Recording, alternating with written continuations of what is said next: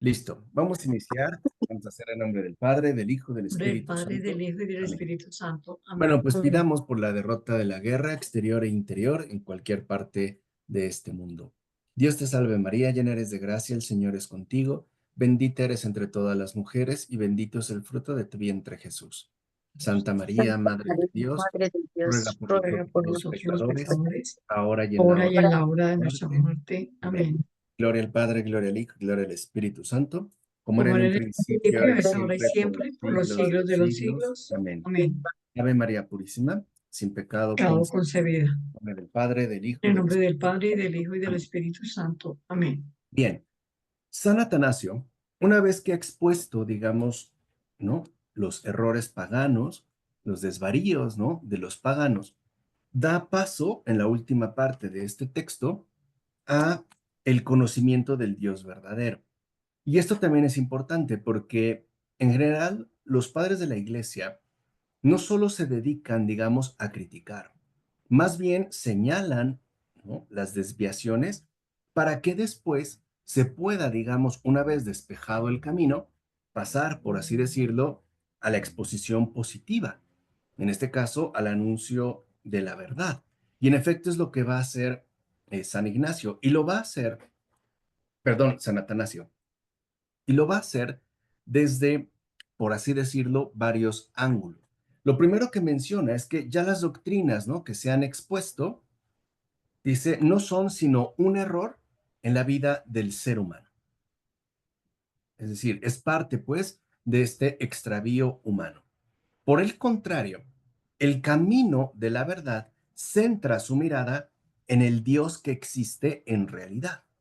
Entonces, aquí sí lo ven, ¿no? Para San Atanasio, lo fundamental es que podamos detectar el error en el que nos encontramos y la necesidad de fijar la mirada en lo que realmente existe, o sea, en Dios, lo cual implica un movimiento totalmente de salida de uno mismo, o sea, lo que después se le va a conocer como tal en términos de contemplación.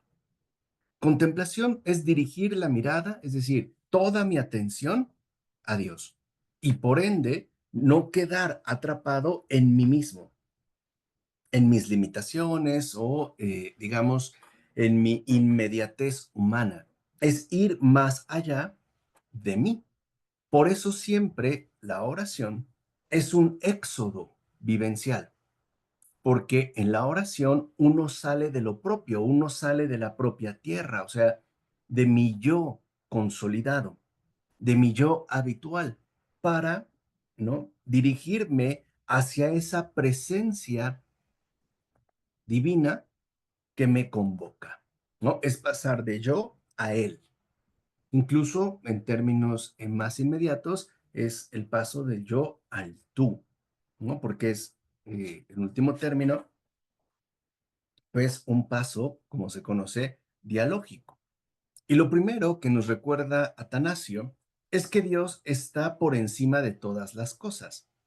Dice, cierto, es verdad, pero no por ello el camino que nos conduce a Él está lejos o fuera de nosotros. O sea, Dios está por encima de todo. Está por encima de todo. Es, digamos, un, una trascendencia que destaca sobre todo lo demás. Dice, pero no por ello podemos afirmar que nos resulta inaccesible, ya que está dentro de nosotros y es a partir de nosotros mismos que podemos hallar su principio. ¿Qué es lo que está indicando en un primer momento San Atanasio? Que un camino, por así decirlo, inmediato para llegar a Dios es a través del alma que nos ha sido dada. O sea, bastaría con ello. Y lo muestra muy bien Atanasio. Por ejemplo, dice, si alguno pregunta, ¿cuál es este principio, ¿no? O este camino? Yo le puedo responder que se trata del alma de cada uno de nosotros y del principio intelectual que hay en ella. Recuerden que antiguamente el alma es el principio vital del ser humano. Es su principio vital. Pero el alma está a su vez compuesta de varios elementos distintos. Por ejemplo, al alma o en el alma se presenta la dimensión intelectual, la dimensión emocional o afectiva, todos nuestros afectos, pero también la dimensión volitiva, a muy grandes rasgos, o sea, digamos, presentando un planteamiento esquemático. El alma es el principio vital del ser humano, pero tiene elementos diferenciados, y particularmente estos tres, digamos, el intelecto, el afecto y la voluntad. Estos elementos pertenecen al alma. Y cuando, ¿no?, se indaga más a fondo, podríamos ver que incluso dentro de estos elementos hay también, por así decirlo, ramificaciones. Pero cuando Atanasio habla de que podemos conocer a Dios, lo hace mostrando una vía que nos resulta a todos accesible. Dice, ¿por qué? Porque si apelamos a la mente, ¿no? Y por mente entiende Atanasio el principio intelectual del alma, que es diferente, por ejemplo, al principio afectivo y diferente al principio volitivo. Si atendemos a ello, dice Atanasio, veremos que para nada es desdeñable esa condición racional del alma humana y que le da un estatus del todo diferente a los demás seres. O sea, y esto, digamos, en principio, no es algo por demás destacado, porque ya incluso los griegos habían definido que el ser humano se caracteriza por este perfil racional que posee, a diferencia de los seres que no tienen este perfil racional, las cosas y los animales. Entonces dice Atanasio, si nosotros nos atenemos, pues, a la dimensión racional del alma humana, veremos que no es para nada desdeñable este señalamiento, porque si nuestra propia, ¿no?, naturaleza humana distingue y señala a otros seres como irracionales, es porque el propio género humano es racional. ¿Sí? O sea, nosotros sí podemos distinguir entre seres que no tienen, digamos, esta dimensión racional y nosotros que sí lo tenemos. Ahora, aquí hay que hacer una aclaración y que me parece sumamente importante. Hoy cuando hablamos de alguien racional, hablamos de alguien que es capaz de llevar a cabo un uso de la razón, ¿no? Alguien que usa, pues, la razón, ¿no? Alguien que emplea el razonamiento. El problema es que entendemos racional como una facultad humanamente autónoma. O sea, como algo, pues, que nos pertenece y que podemos ejercer por cuenta propia. En realidad, en la antigüedad, particularmente ya en los padres de la iglesia, cuando se habla de que el ser humano es alguien racional, se entiende alguien dotado de logos.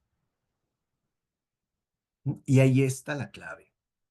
¿Por qué? Porque acuérdense que, por ejemplo, cuando Juan inicia su evangelio, dice que al principio era el logos. Y nosotros tenemos esta, digamos, esta presencia del logos en el alma. O sea, quiere decir que ser racionales no quiere decir seres pensantes por cuenta propia, sino seres que han sido también, ¿no?, dotados de este logos que en definitiva es divino. Y esta también, digamos, es un elemento fundamental, porque hay personas que pueden pensar, pero puras tonterías. Es decir, son pensantes, pero no tienen, o digamos, no se basan en este respaldo que les ha sido concedido a partir de logos. Quiere decir que en cada ser humano hay una semejanza con la misma divinidad. Hay una semejanza, si les parece más sencillo así, con el verbo creador. ¿No? Es decir, en este caso, con Cristo. Y recuerda Atanasio que por ello solo el ser humano es capaz de racionar sobre lo que le es exterior a sí mismo y pensar. Y ahí por eso yo había hecho este breve paréntesis. Pensar significa mantenerme apoyado en el logos que me ha sido concedido. Eso es pensar. O sea, en pocas palabras, es no apartarme de la asistencia divina que me ha sido concedida. Un ser humano que decide pensar por cuenta propia desvaría. ¿Se entiende? Porque no está sustentado en el logos, es decir, en Dios. Y por eso, aunque pareciera llevar a cabo un proceso intelectual, realmente no está pensando, porque no está basado en el logos, sino en sus propias suposiciones. ¿Se entiende? Este es, digamos, como un elemento fundamental. Y por eso dice, los seres irracionales solo captan lo que está presente y solo se mueven hacia lo que tienen ante sus ojos, aunque de aquí se siga un daño para ellos. Por ejemplo, está hablando de los animales. Para ellos, lo único que cuenta es, ¿no? Lo que tienen presente, o sea, el momento dado. Por eso acuérdense del famoso ejemplo de la ratonera, ¿no? En las ratoneras antiguitas se estiraba ese resorte, se le ponía un pedacito de queso, ¿no? El ratón lo ve, aunque eso involucre un daño, pero no lo razona, no lo ve. O sea, lo único que cuenta para los seres irracionales es, digamos, lo que tienen inmediato. En cambio, dice, el ser humano no solo se limita a ello, sino que incluso va más allá de lo que ve. Por ejemplo, el ser humano es capaz de pensar situaciones pasadas o futuras. No se limita a un, digamos, a un presente dado. Podemos suponer, podemos imaginar, ¿no? Situaciones que pueden estar muy lejanas de nuestra situación actual. Y de ahí, dice Atanasio, vemos que incluso la razón puede ir más allá de lo que sus propios ojos le indican. Por ejemplo, cuando una persona tiene un gesto de desagrado, los ojos lo que ven es una expresión corporal, pero quien detecta el desagrado es la razón, porque la razón va más allá, digamos, de lo dado. O sea, no solo se queda con lo que ven nuestros ojos de manera inmediata, sino que va incluso más allá. Dice, por ello, ¿no? Desde la razón, el ser humano se pone en movimiento y puede ir prácticamente, ¿no?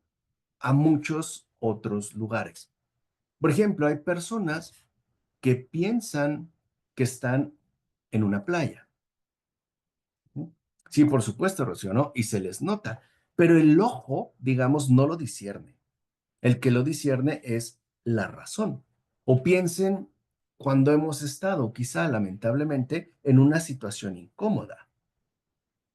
Los sentidos no disciernen la causa de esa incomodidad o la fuente de ese malestar. La razón, ciertamente, sí lo hace. Ujú.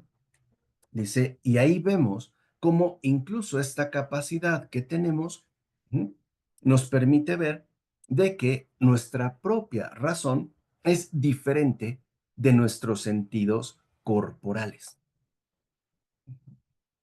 O sea, los sentidos corporales cumplen una función que es importante, pero la razón va más allá, ¿no? Es lo primero. Y dice, y por ser diferente y por tener más alcance que los sentidos, la razón se erige en juez de estos sentidos. Ejemplo, dice Atanasio, nuestros sentidos son capaces de percibir, o sea, nuestra percepción es sensorial, pero la razón, es la que asimila, ¿no?, estas percepciones, las recuerda y les indica a los propios sentidos qué es mejor. Por ejemplo, si alguna vez nos hemos quemado con fuego, la razón es la que discierne este daño. ¿Qué pasó, Paola? Profe, entonces sería, a ver si lo entiendo. La verdad sería, es como la razón de todo, ¿no? O sea, más bien como la luz de todo, ¿no? Y, por ejemplo, lo pongo así, la belleza, bueno, muchas personas dicen que la belleza es subjetiva, pero yo creo que no, la belleza es verdad. Los gustos son subjetivos, o sea, el gusto de cada quien es subjetivo, pero yo creo que la belleza es verdad o lleva a la verdad. Entonces, la Ujú. razón sería algo parecido, ¿no? O sea, si la razón no está, o sea, iluminada por la verdad, entonces no es razón.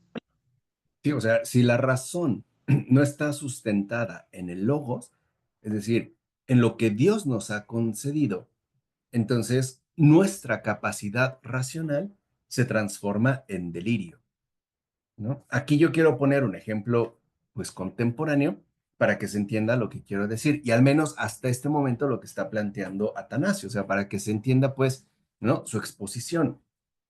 Horkheimer y Adorno fueron dos filósofos del siglo XX que formaron parte de la llamada Escuela de Frankfurt.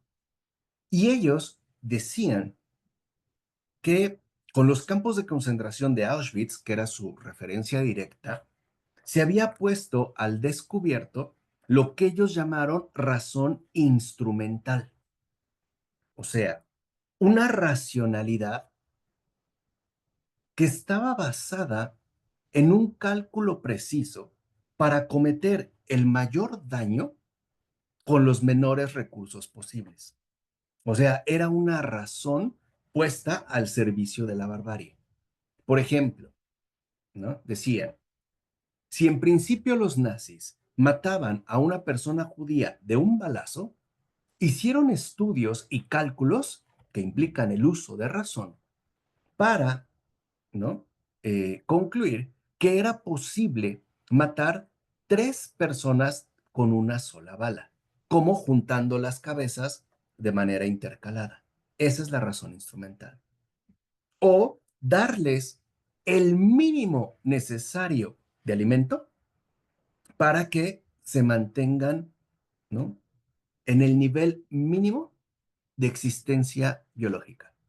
Y eso, decían Adorno y Horkheimer, eso requiere estudio. Es un ejercicio racional. ¿Mm? ¿Qué es lo que ellos decían en sus propios términos? ¿O a qué es a lo que apuntaban con la razón instrumental? Que sí hay una racionalidad maléfica. Sí la hay. O sea, hay una racionalidad que cuando no está respaldada en el logos, es decir, en lo que Dios nos concede, degenera, ¿no?, en una racionalidad malévola. Por ejemplo, cuando alguien quiere cometer un crimen o un robo, tiene que pensar mucho. Pensar cómo no lo van a descubrir, cómo quitar las huellas, el lavado de dinero, incluso la mentira. O sea, la mentira requiere un esfuerzo racionalmente, malévolo. ¿Para qué? Para cómo voy a poder engañar, por dónde voy a manipular, cómo lo voy a sostener, etcétera, etcétera. O sea, sí hay una racionalidad malévola. Horkheimer y Adorno le llamaban racionalidad instrumental o razón instrumental, pero a eso se referían. Atanasio, justo lo que nos menciona, es que la razón humana apela a una, digamos, a una asistencia que no se limita a lo propiamente humano. Es decir, cuando nuestro ejercicio intelectual quiere hacerse por cuenta propia, nuestra propia razón humana degenera y se transforma en una racionalidad malévola. En cambio, cuando nuestra razón o nuestro pensamiento, en efecto, se mantiene fiel al logos, a Cristo, al verbo, puede hablarse de un verdadero pensamiento. O sea, sin Cristo, nuestro propio pensamiento se convierte en locura, en extravío, en desvarío. Con Cristo, el pensar es verdadero acto racional, o sea, dotado de razón, o en términos más claros, un verdadero acto lógico, o sea, basado en el logos, basado en Dios, pues. Cuando no, entonces nuestros planteamientos no están dotados de razón, son alógicos, sin el logos, sin Dios, meramente humanos. Y el ejemplo claro que nos ha dado Atanasio son, ¿no? Eh, la idolatría pagana, basada en locuras. Es decir, cuando hay finalmente, en este caso, vamos a decirlo así, un desvío. Y hace esta diferenciación porque lo que nos dice es claro. Dice Atanasio, por ejemplo, lo propio del ojo es solo ver, y los oídos solo oír, y la boca solo gustar, la nariz solo oler, las manos solo tocar. Pero lo que hay que ver y oír, lo que hay que tocar, lo que hay que gustar, lo que hay que oler o no, eso los sentidos no lo deciden. Eso lo discierne la razón. O sea, para Atanasio es claro que nuestra dimensión corporal no es lo único que nos define. Hay otra dimensión, el alma, que nos caracteriza y que en esta alma destaca, como les dije al principio, esa dimensión, ¿no? Intelectual que en efecto nos caracteriza en tantos seres humanos. Y dice, por supuesto que una mano puede tomar una espada o la boca puede gustar un veneno, pero no sabe si es perjudicial si su propio principio intelectual no lo discierne. O sea, para Atanasio, digamos que el cuerpo se limita a la percepción y es esa dimensión intelectual del alma, ¿no? La razón, la que lo conduce, la que le va indicando a la propia percepción que sí y que no. Dice, y esto es algo exclusivo del ser humano. Ahí es donde se aprecia la racionalidad del alma humana, que a diferencia de los seres irracionales, ¿no? Muestra que posee algo diverso de todo aquello que el cuerpo es capaz de presentar. Digamos que en términos más recientes, para Atanasio es evidente que el cuerpo no se basta a sí mismo, que el cuerpo está dirigido e incluso gobernado por un principio distinto, que tendría, en definitiva, un estatus mayor. Y ese principio fundamental es precisamente el alma. Y da ejemplos muy sencillos. Dice, ahí voy, Paola. Dice, si el cuerpo es mortal, si el cuerpo muere, ¿cómo es entonces que el ser humano razona o piensa sobre la inmortalidad? O sea, si el cuerpo muere, ¿por qué el ser humano razona sobre la inmortalidad? ¿De dónde le viene ese contenido que el cuerpo no le aporta? ¿Sí se entiende? Ujú. ¿Qué pasó, Paola? Ahí es, perdón, profesor, es que se me hace súper interesante lo que está diciendo y me surgen muchas dudas. Entonces, eh, en el caso, por ejemplo, de que dice San Atanasio, que esto nada más es una particularidad del hombre, los ángeles lo tienen, o sea, es diferente, o sea, esto nada más es para nosotros, o sea, no excluyendo a a los animalitos o las cosas, eh, pero los ángeles, o sea, en alguna parte nosotros somos, a ver, no digo que parecidos a ellos, pero no racionalizamos en la parte espiritual un poco como ellos, o me estoy yendo por otro lado. Sí, te estás yendo por otro lado, porque en el caso angélico no tienen carne, no tienen cuerpo. Nosotros sí. O sea, lo que menciona Atanasio, digamos, tiene una base antigua que no precisamente es cristiana, y también hay que mencionarlo. Ya los griegos habían hablado de que el ser humano es cuerpo y alma, es una dualidad, y de que son dos principios distintos, y que, digamos, la dimensión genuinamente relevante o valiosa del ser humano no era el cuerpo, era el alma, lo inmaterial o lo que no se ve. Atanasio en este momento recuerda o retoma, digamos, esta observación y la aterriza muy bien al mostrar que si solo nos basáramos en las posibilidades mismas del cuerpo, habría aspectos a los que nunca tendríamos acceso. Por ejemplo, la inmortalidad. O dice Atanasio, ¿o cómo es posible que si el cuerpo es mortal, una persona pueda desafiar la muerte por defender a un ser querido?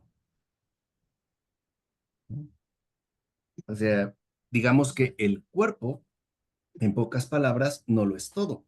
Y más aún, dice, si el cuerpo es enteramente temporal, ¿cómo es que el ser humano imagina la eternidad? Si el cuerpo solo experimenta temporalidad, ¿de dónde le viene al ser humano el deseo, incluso, digamos, el apetito de una eternidad que el cuerpo no conoce? ¿Qué pasó, hermana?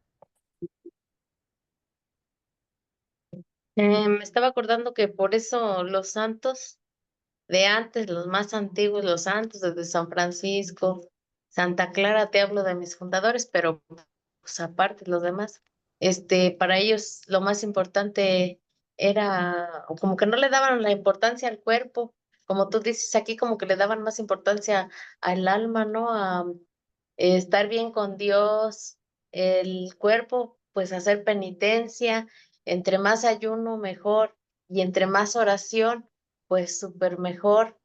Y no había ese equilibrio entre cuerpo y alma. Sí, y aquí No es también así. sí, no, sí, y aquí también hubo un peligro porque se Ujú. llegó al grado de esa postura pagana de desprecio del cuerpo. Ver al Ajá. cuerpo como algo negativo, como algo donde anidan los vicios, el pecado, ¿no? Que tiene que ser rechazado y quedarnos únicamente con el alma y con la dimensión espiritual. Esto se corrigió en el siglo XX. ¿Por qué? Porque eso es una tendencia ciertamente pagana. ¿Y dónde está la prueba de que Dios mismo se hace carne, tiene un cuerpo? O sea, el cuerpo no es Y por algo... ejemplo, Ah,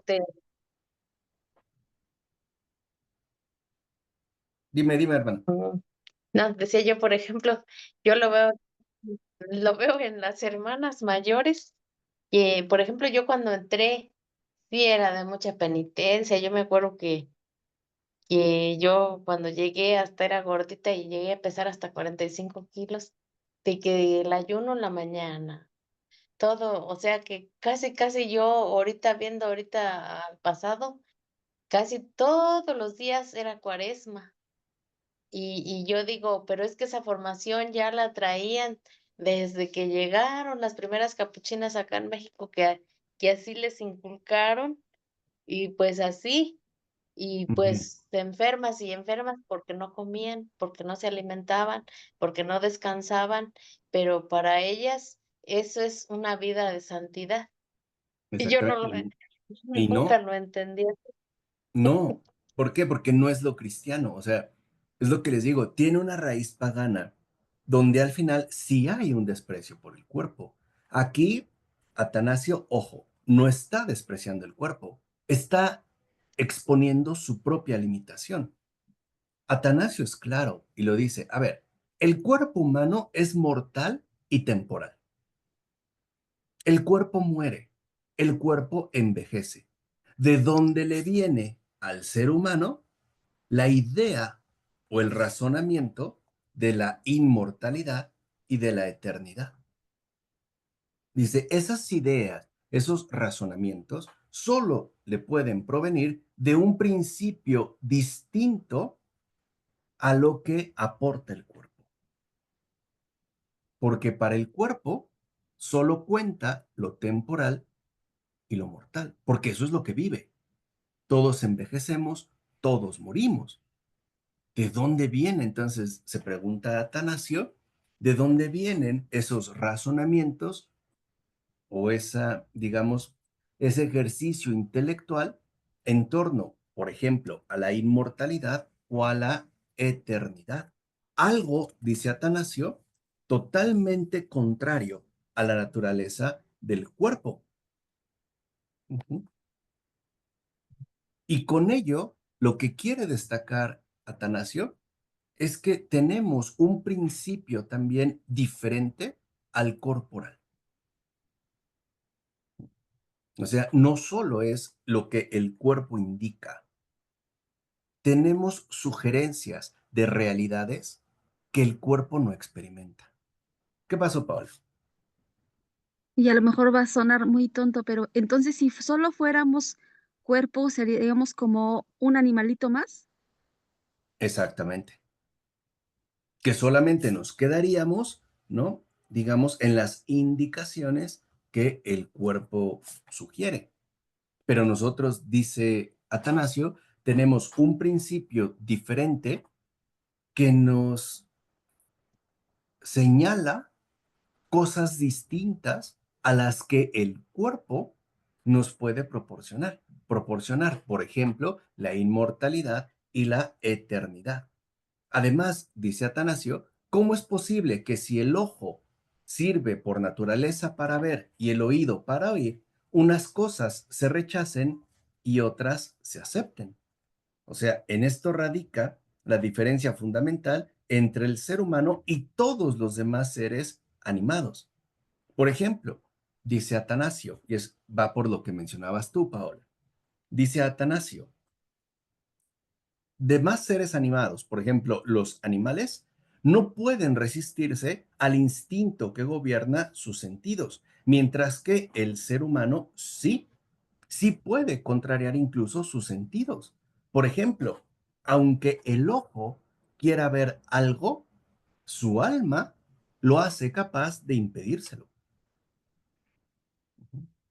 O sea, tampoco estamos sometidos por los instintos, ni siquiera por los meros sentidos, ¿no? Y aquí menciona Atanasio que solo en el ser humano se da esta situación, una situación de oposición y de rectificación.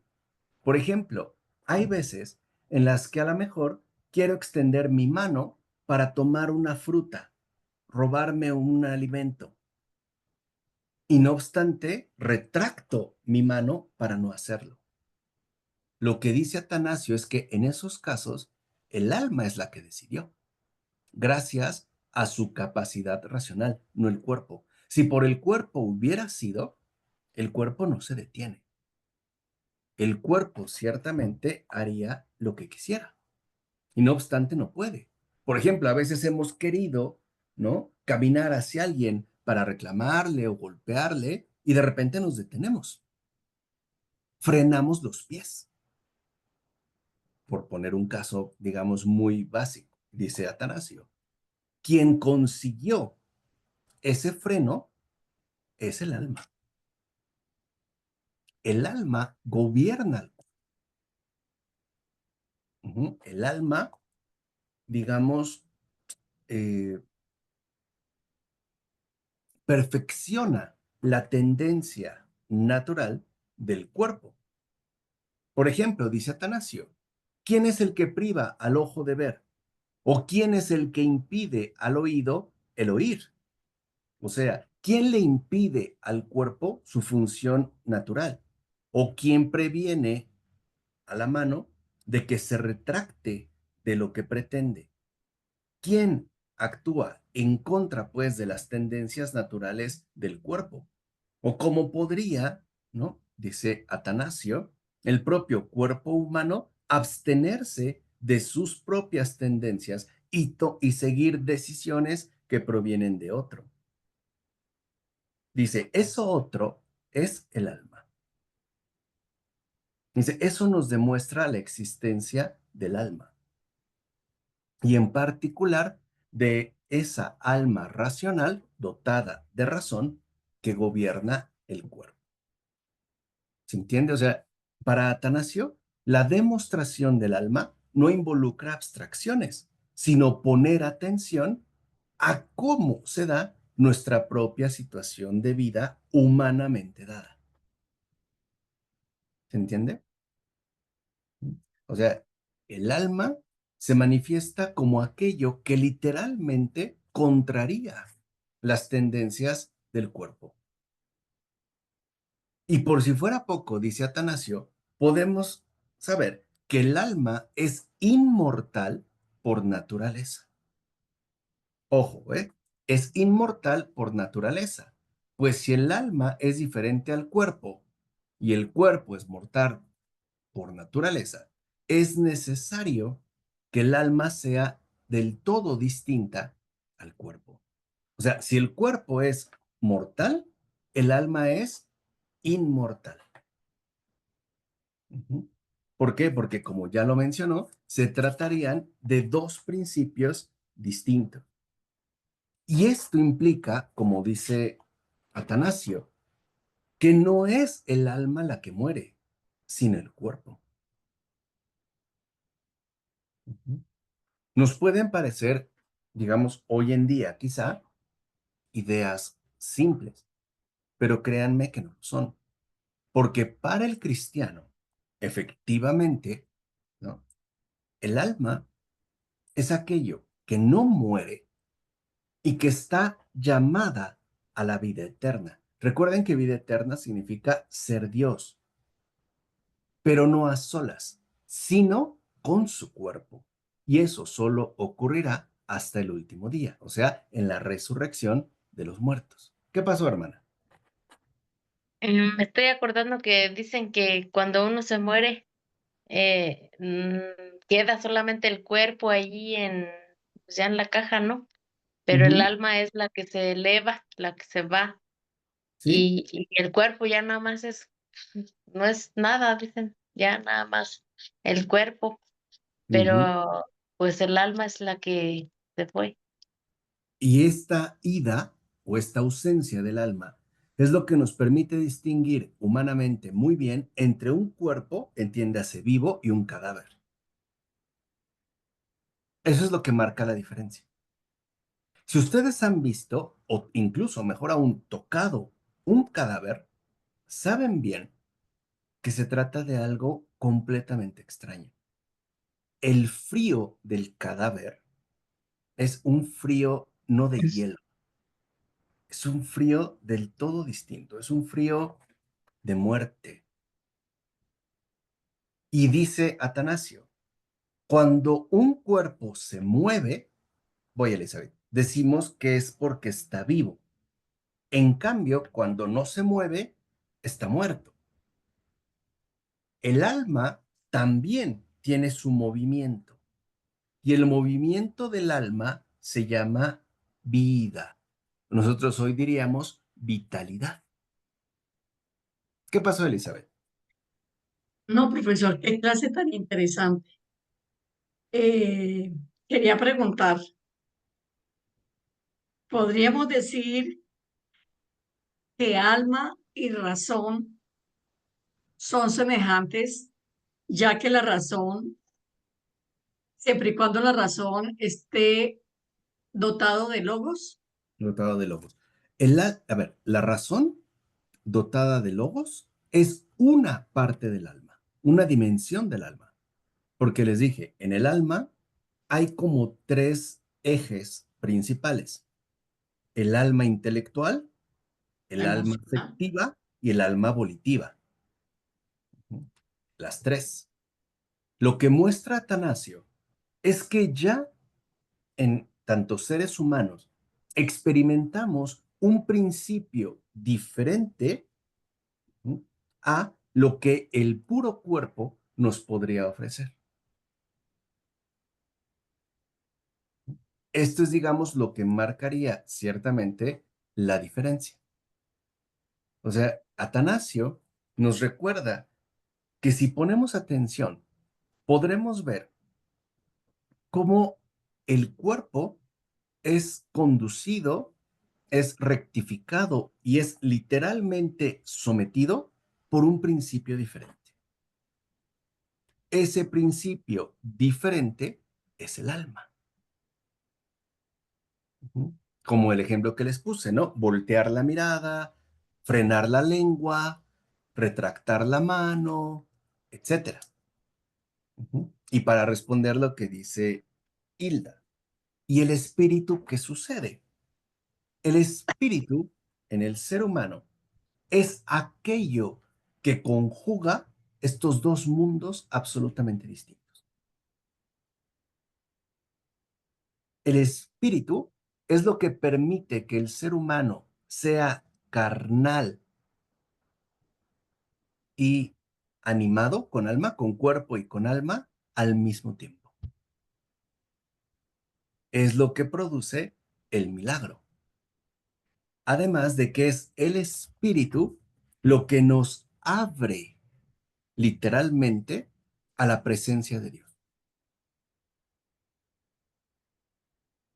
No sé si queda un poquito más clara, Hilda. Ahorita, para que no se me pierdan, solo seguir con lo que está exponiendo Atanasio, ¿vale? Entonces, y lo dice muy claro, dice Atanasio, si mientras estaba unida al cuerpo, el alma ya manifestaba una vida independiente, con mucha mayor razón seguirá viviendo después de la muerte del cuerpo y no dejará de vivir gracias a Dios que la creó así mediante su verbo, nuestro Señor Jesucristo. Por eso, precisamente, el cuerpo no nos brinda lo que el alma sí. Por ejemplo, el pensar y razonar en torno a la inmortalidad y la eternidad. ¿Por qué? Dice Atanasio. Porque nosotros no solo fuimos hechos en base a las limitaciones del cuerpo, para vivir y morir, sino para tener vida eterna. Y eso es lo que el alma nos recuerda. Por ejemplo, hay personas que dicen tener hambre, pero no de comida, hambre de otra cosa. Dios. Por ejemplo, ¿no? De Dios, o hambre de cariño, o necesitan alimentos que no los venden en un supermercado, que no son de cosas comestibles, sino alimentos, ¿no?, que el alma requiere, como el afecto, la compañía, la comprensión, el cariño, etcétera. Y por ello, dice precisamente Atanasio, por eso es que el alma es la que nos recuerda de manera constante a Dios. El alma es la que nos invita a la contemplación de Dios. Y el alma es en el ser humano el camino que nos conduce hacia él.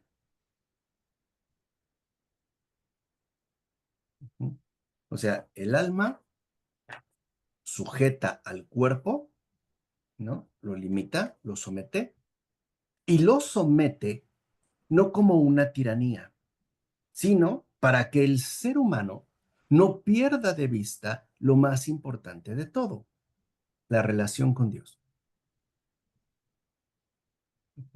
Ese es, digamos, el propósito fundamental del alma humana. Y esto lo hará, dice Atanasio, no por medios externos, sino por medios propios, a partir de sí misma.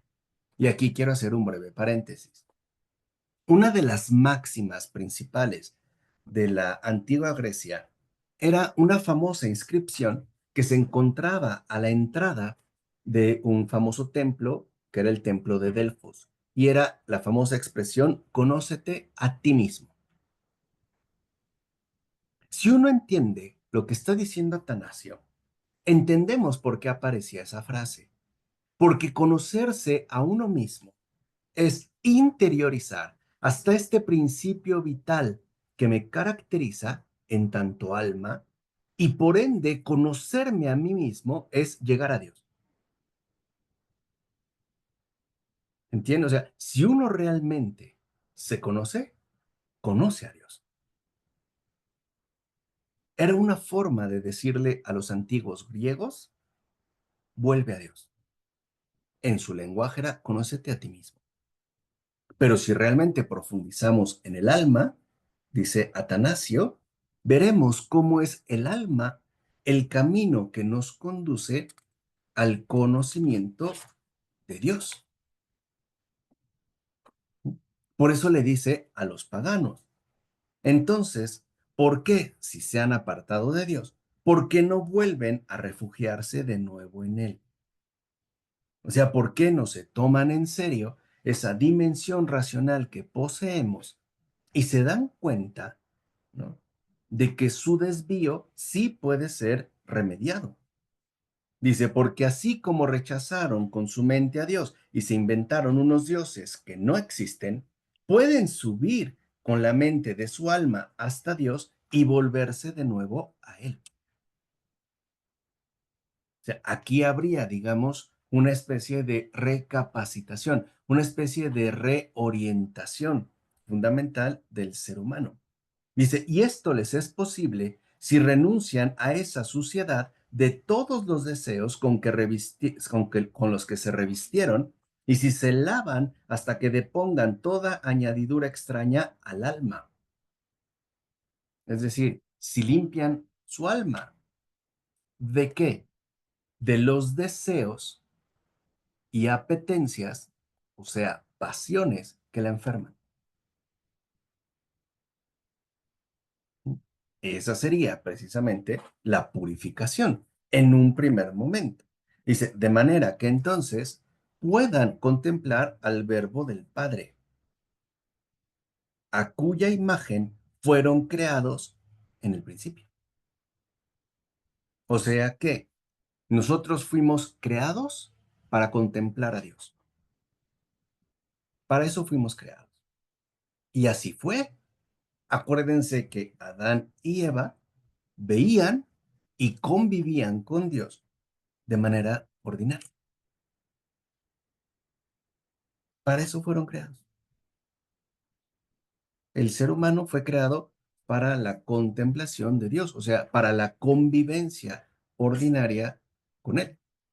Pero, dice Atanasio, quizá no es suficiente la enseñanza que nos proporciona el alma, debido a la confusión sembrada en la mente por elementos extraños que le impiden verlo mejor.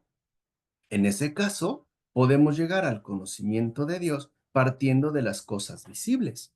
O sea, tenemos una vía, y es la vía interna, por medio del alma.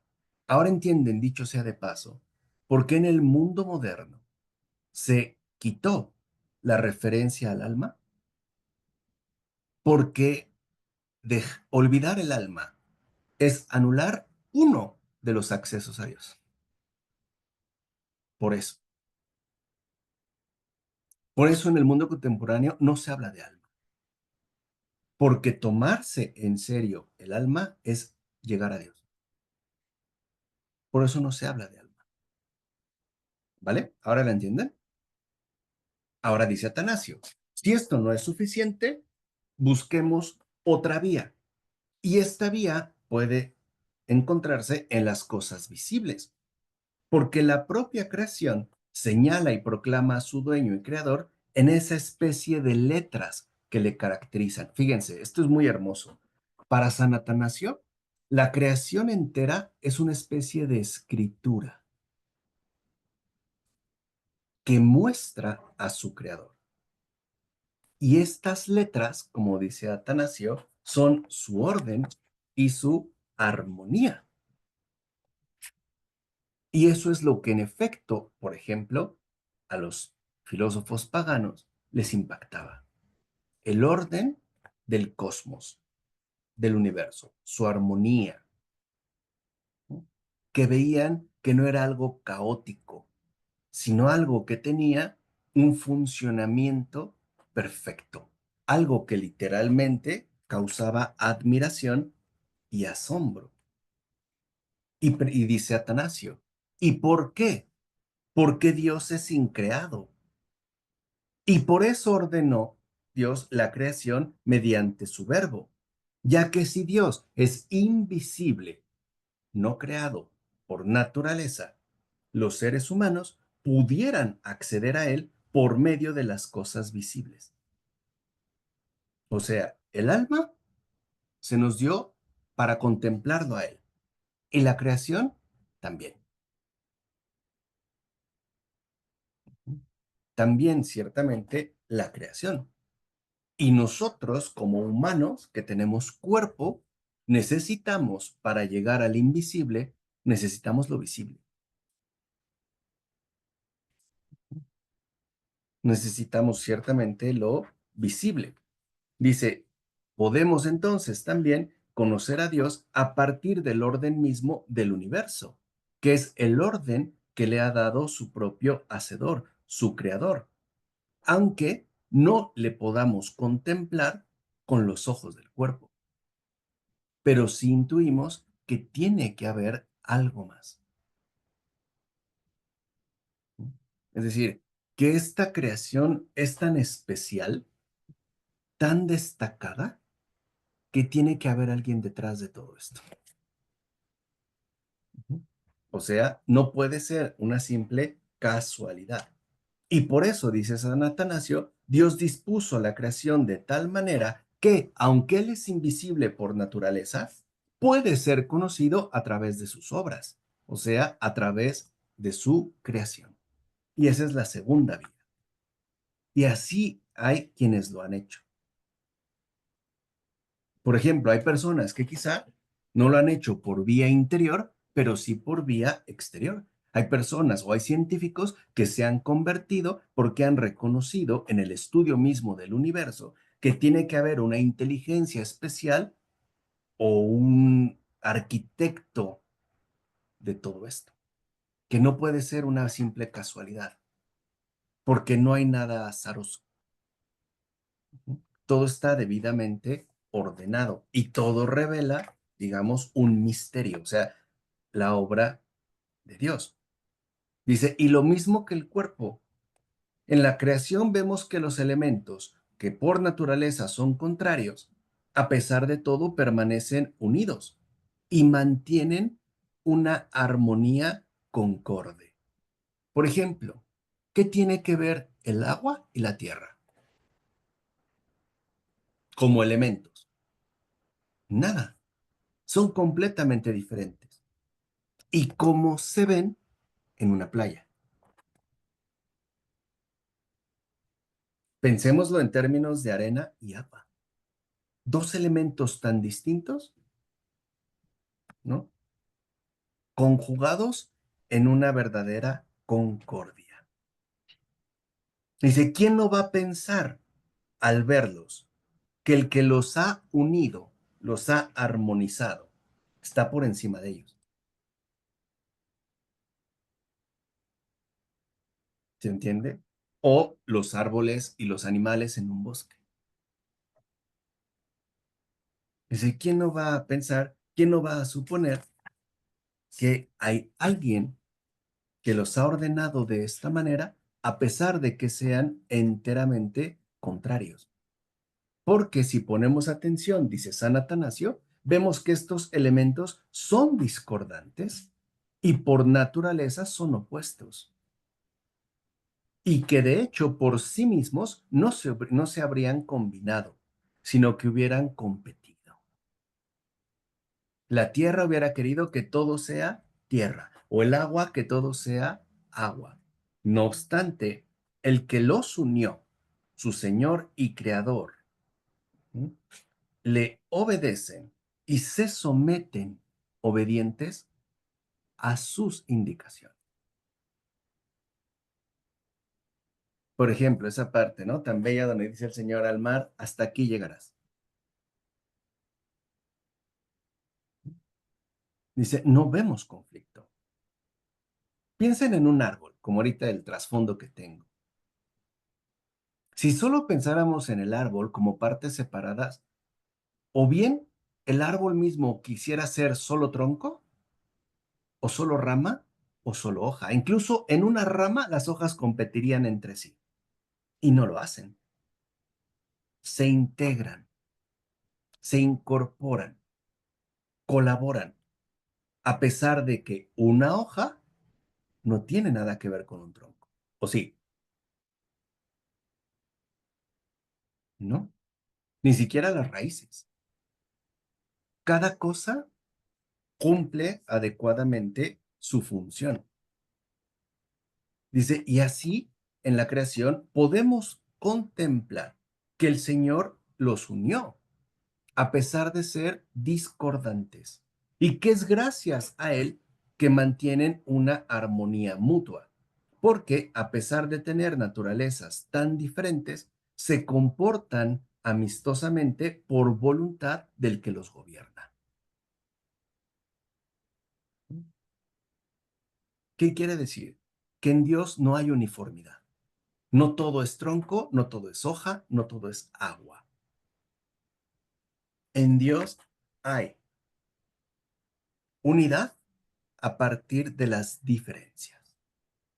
Y yo les pregunto, ¿no es eso la iglesia? ¿No es exactamente la misma dinámica que en la iglesia?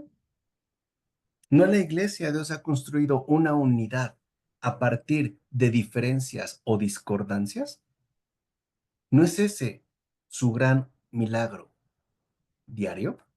Piensen en los apóstoles, les dije, sin Cristo, la primera vez que se juntaron se hubieran matado entre ellos. Por lo menos Judas el celote Iscariote y Mateo. No se hubieran llevado nada bien. Y los juntó. Entiendan esto muy bien.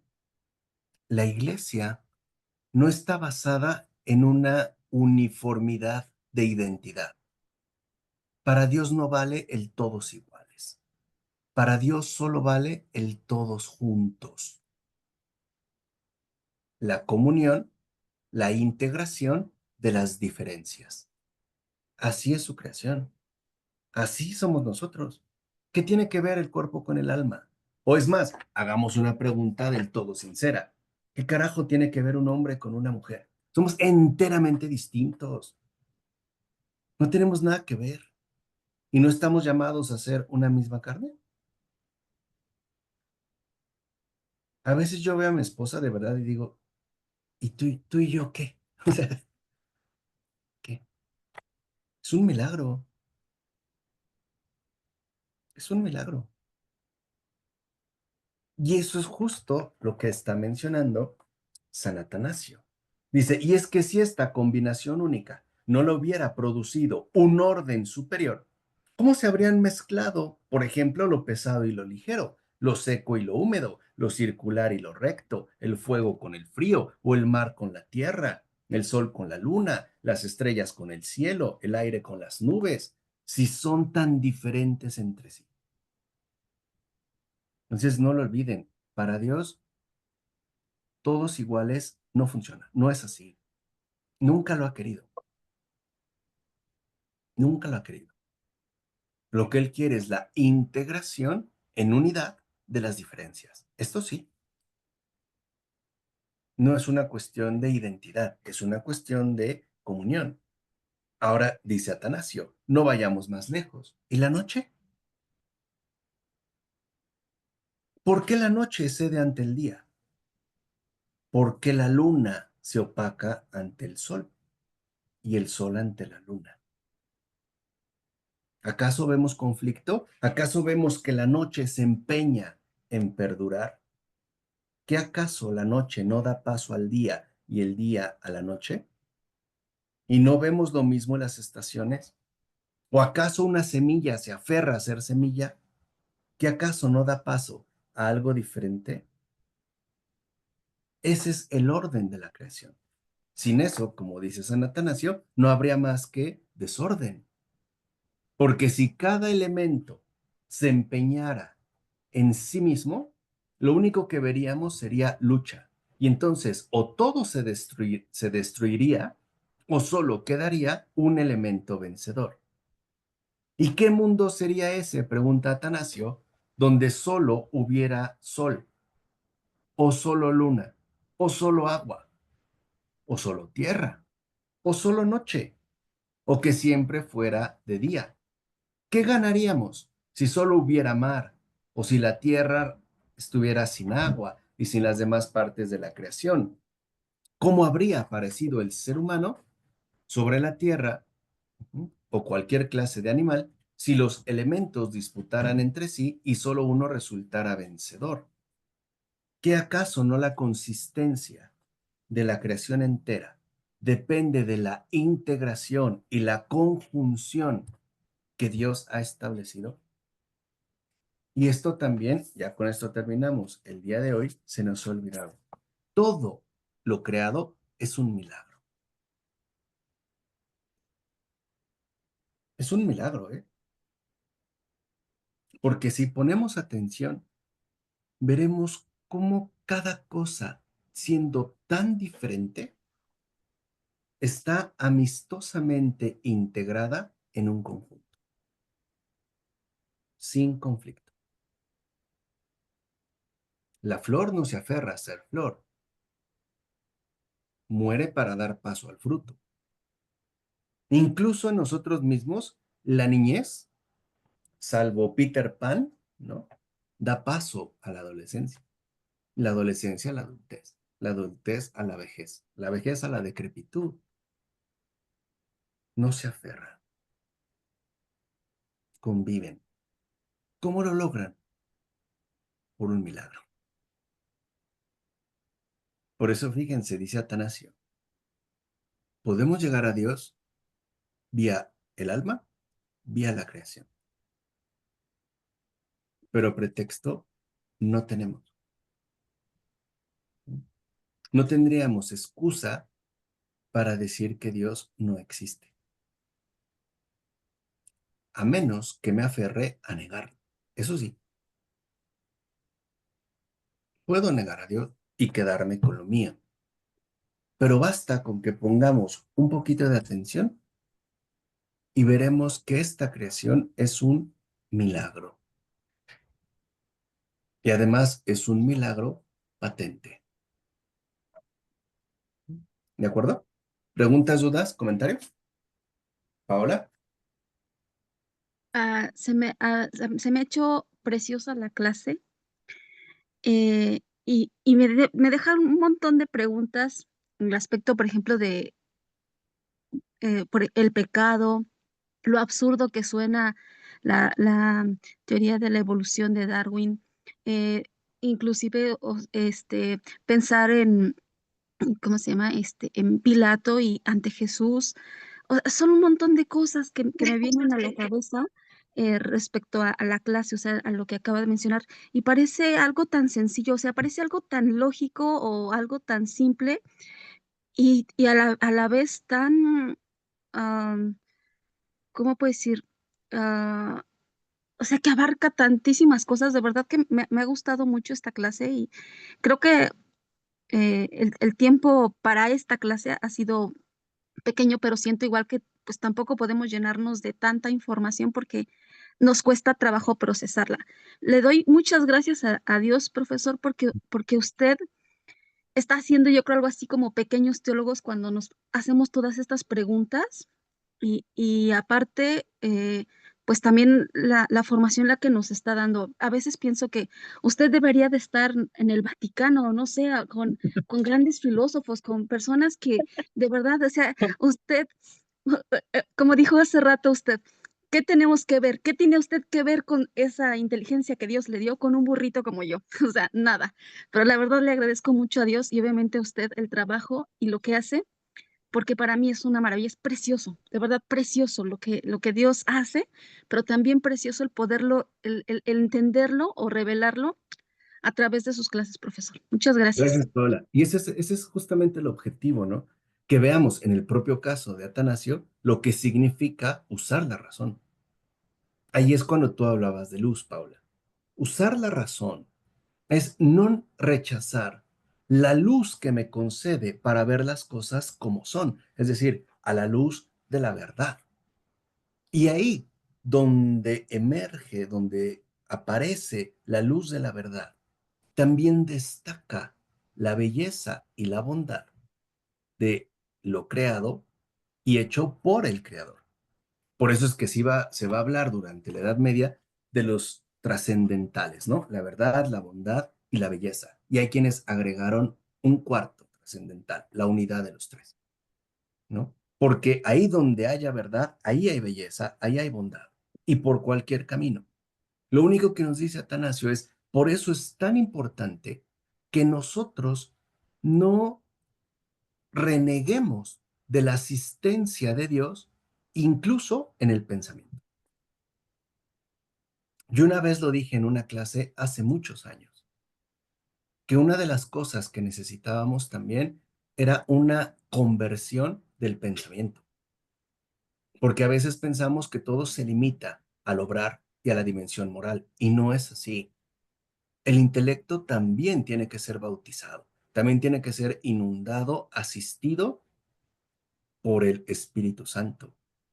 Eso significa que todo bautizado, y lo dijiste bien, Paola, tiene que ser un teólogo, un conocedor de Dios, alguien que lo contempla, alguien que lo conoce, alguien que lo ve y que lo da a ver, además, porque no es como una especie de espectáculo privado, ¿no? O sea, no es como un estudio académico de años, ¿no? Por eso Hans Urs von Balthasar decía de manera muy acertada en el siglo XX, ¿no? A mediados del siglo XX, la teología se hace de rodillas, no se hace en una biblioteca, no se hace razonando por cuenta propia y elaborando tratados sistemáticos.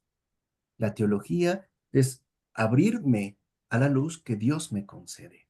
Y para eso se requiere una profunda conversión del intelecto, una renovación del alma. Y no solo va a ser lo intelectual, también lo afectivo y por último la parte más difícil, lo volitivo. Ese es, digamos, el último combate que Dios librará con cada uno de nosotros. Será una cuestión de voluntades, ¿no? Su voluntad y nuestra voluntad. Incluso decía también von Balthasar, cuando el ser humano le dice no a Dios, Dios le dice no al no humano. Y nosotros ya sabemos quién tiene la última palabra. Ese es el misterio de la libertad.